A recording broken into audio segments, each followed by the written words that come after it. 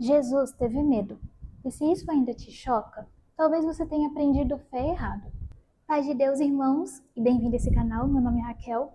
Hoje eu tô aqui trabalhando para o Pai e vou entregar uma mensagem direto do coração de Cristo para vocês.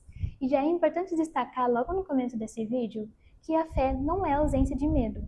Fé é não obedecer ao medo.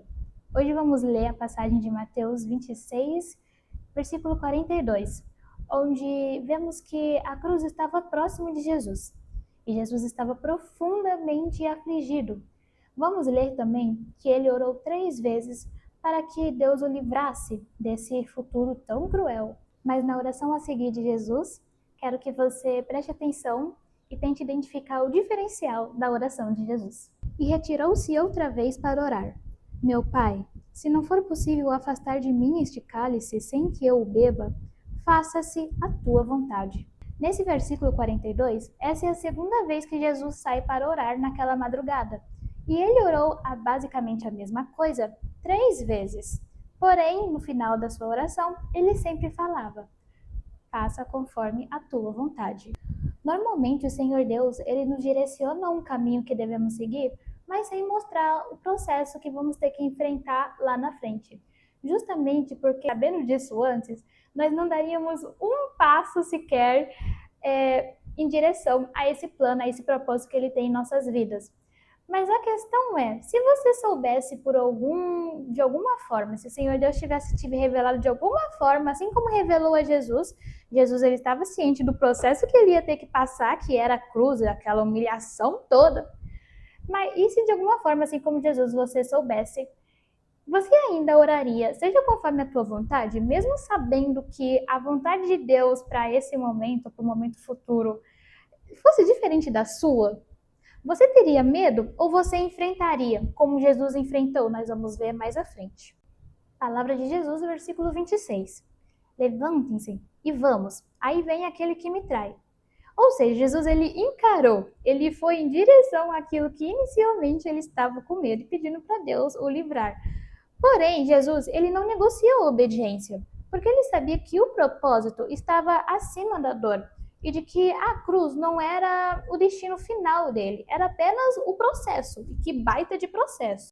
E é justamente nesse caminho, em um determinado momento, a pessoa ela vai ter consciência de que ela vai ter que passar por um processo.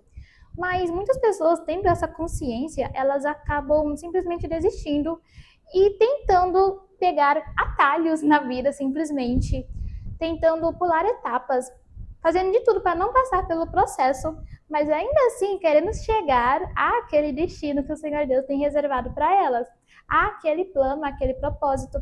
Até porque muitas pessoas, o problema delas não é o alvo, e sim o caminho que elas estão seguindo para chegar àquele alvo.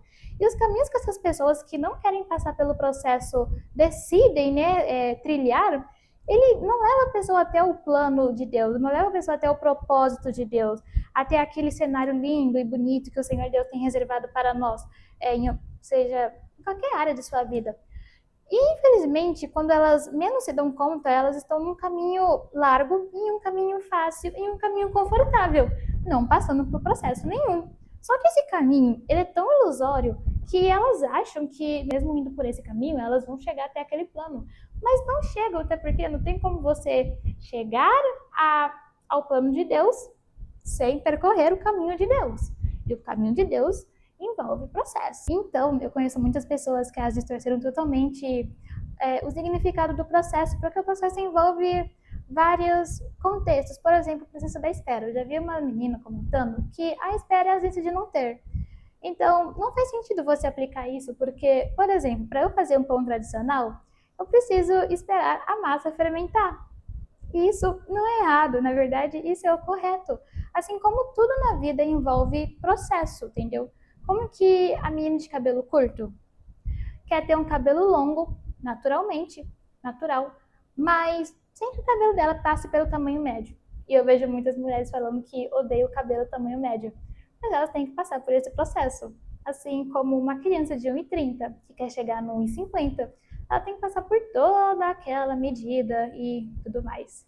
Então, muita gente prega que a vida delas é um morango e que elas não precisam passar por um processo. Mas o próprio morango, para ser um morango, precisou passar por um processo. E elas querendo pular.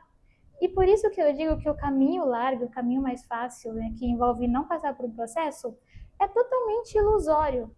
Então, se de alguma forma você está ciente de que para agora o plano de Deus não está sendo o mesmo que o seu, não está sendo muito confortável, não se deixe paralisar pelo medo, mas faça como Jesus fez, levanta e encara o processo, porque esse processo vai te levar até o propósito divino. E o propósito de Deus é maior do que a gente possa imaginar. Tem gente paralisada aqui pelo medo, mas que o Senhor Deus seja a sua força. Se você ficou até aqui, muito obrigada por assistir esse vídeo. Se o Espírito Santo ministrou em seu coração, deixe o seu like, comenta e se inscreva no canal para receber mais vídeos como esses. Beijinhos e Deus abençoe.